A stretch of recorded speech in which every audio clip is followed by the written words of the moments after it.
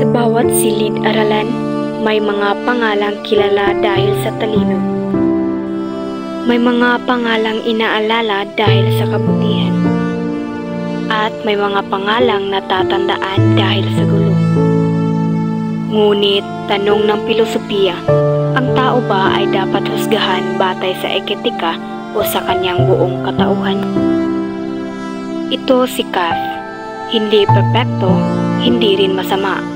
Isa lamang estudyanteng patuloy na lumalaban sa bigat ng buhay.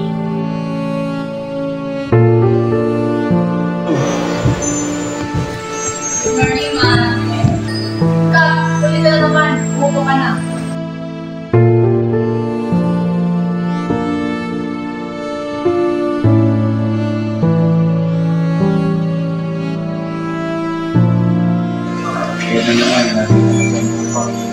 Ano may kanilan, hindi mo alam.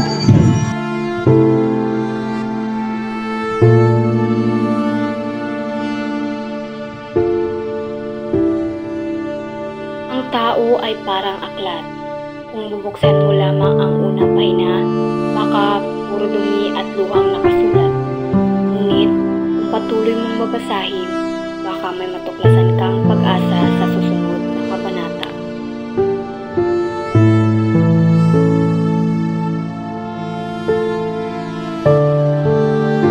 Hindi nila alam.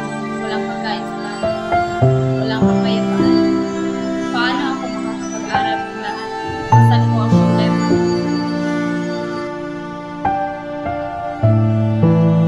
Wala na ka tayo bang may gusto mo bang paralin sa walang inintindi? Hindi natin pinipili ang mundong kinasisilangan. Ngunit, pinipili natin kung paano tayo babangon mula sa sakit. Ang problema ay hindi lang resulta ng isang maling desisyon, kundi madalas ay bunga ng mga sugat na iniwan ng buhay. Gusto kong matuto, pero parang wala ng saysay. Sabi ni Plato, ang edukasyon ay pagkatipod ng kaluluwa at mga saliwanag. Ngunit isipin, paano kung ang estudyante ay ayaw tumalita? Tanong ng guro, tanong din ng lipunan. Kapag ang kabataan ay hindi sumusunod, dapat pa siyang ituring na pasanin o isang pagkakataon upang maunawaan?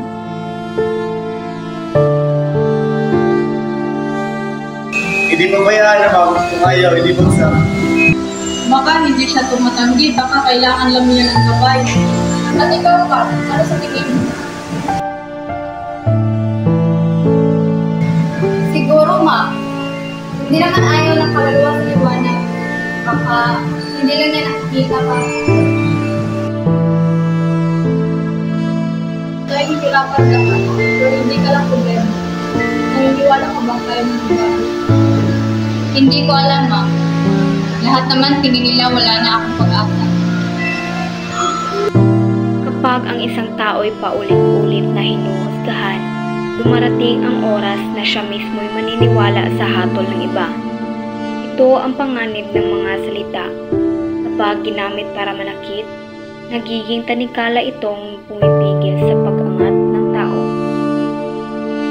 Ngunit, itinuturo ng pilosopiya, ang halaga ng isang tao ay hindi nasusukat sa opinyon ng nakararami. Ang tao ay higit pa sa kanyang nakaraan, higit pa sa kanyang pagkakamali. Kahit gaano kabigat ang paniniwala ng iba, ang tunay na pagbabago ay magsisimula lamang kapag siya mismo ay naniwala na kaya niyang magbago. Sabi ni Socrates, ang karunungan ay nagsisimula sa pagtanggap ng kapangyarihan. Ang pag-amin ng kailangan ay sa mga tao.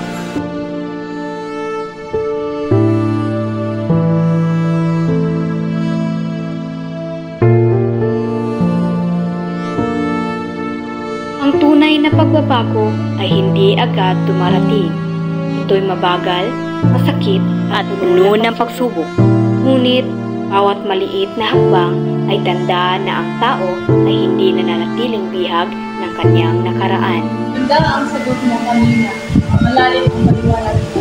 Nakuha ng kaplayan sa baka mali na ako. Salamat. Siguro sinusubukan sila. Madaling sabihin problematic. Ngunit ang filosofiya ay hindi tumitingin lamang sa kasalukuyan. Ito'y humahanap ng kahulugan sa kabila ng gulo at nakikita ang posibilidad ng pagbabago.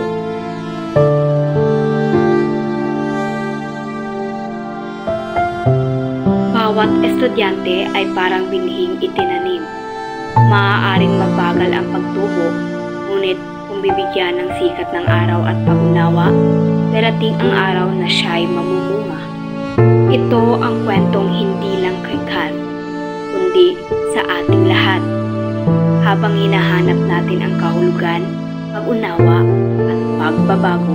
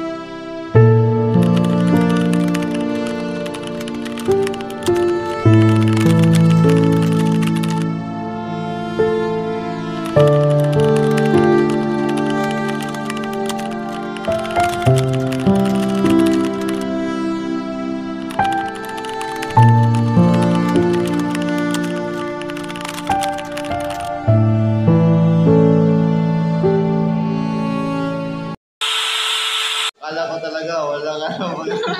Ito to, akala ko.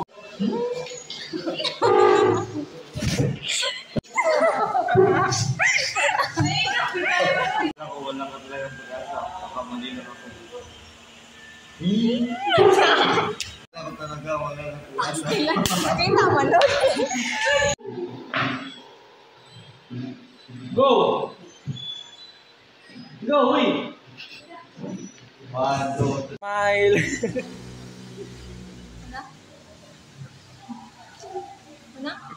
Go! Go! Sabi niya sa simulan. Maaabot kayo niyo. Go! Sabi niya sa